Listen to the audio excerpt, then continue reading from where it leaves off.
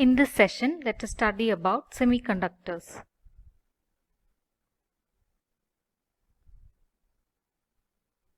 As we are all aware, there are different types of solids that are available. They are classified as metals, semiconductors, and insulators. Insulators are poor conductors of electricity and their valence band is completely filled and their conduction band is empty. The forbidden energy gap is very large, that is greater than 5 electron volt, and main examples are wood and plastic. Next we have metals or conductors, and they easily allow the flow of current through them. Their valence band and conduction band are overlapping, as you can see in the figure, and due to this overlapping, a large number of free electrons are available in the conduction band.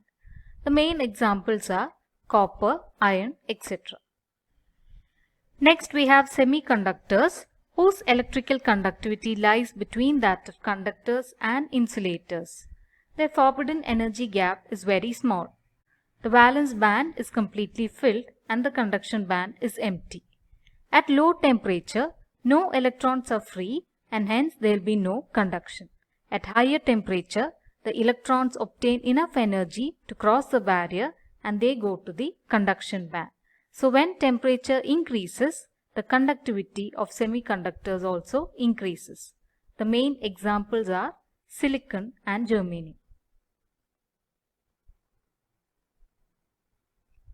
Next, let us study about intrinsic semiconductors.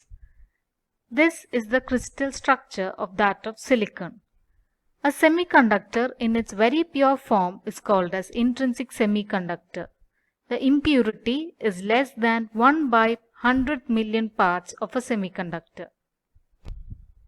As you are all aware, semiconductors like germanium and silicon have only 4 electrons in its outermost shell. Each valence electron forms a covalent bond with the neighboring 4 atoms to obtain stability. So at 0 Kelvin, no electrons are free for conduction and it behaves as a perfect insulator. At room temperature or greater than 300 Kelvin, some of the covalent bonds are broken due to thermal energy and the conductivity increases.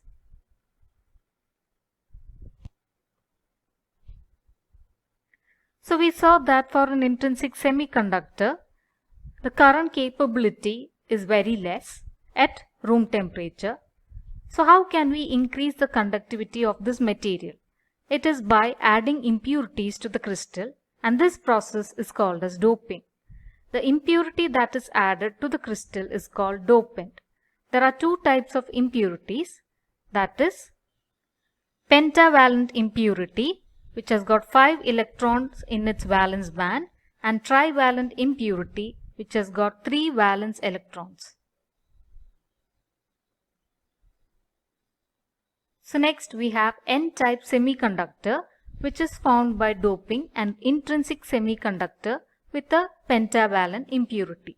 So what you can see over here is the crystal structure of germanium, and it is doped with an arsenic or a pentavalent impurity. So 4 of its electrons form covalent bonds with that of germanium and the remaining one is left free. So these free electrons contribute towards conduction.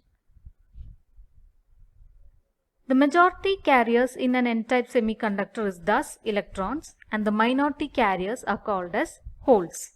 Holes are nothing but absence of electron. Next we have the P-type semiconductor, which is formed by doping with trivalent impurity. An example of trivalent dopant is gallium. So if we have gallium over here and the rest of the crystal is made of germanium. Germanium has got 4 valence electrons whereas gallium has only 3. So the remaining 4th one will be a hole. All the other electrons will form covalent bond with the neighbors. So the majority carriers in P-type is called as holes and the minority carriers are called as electrons.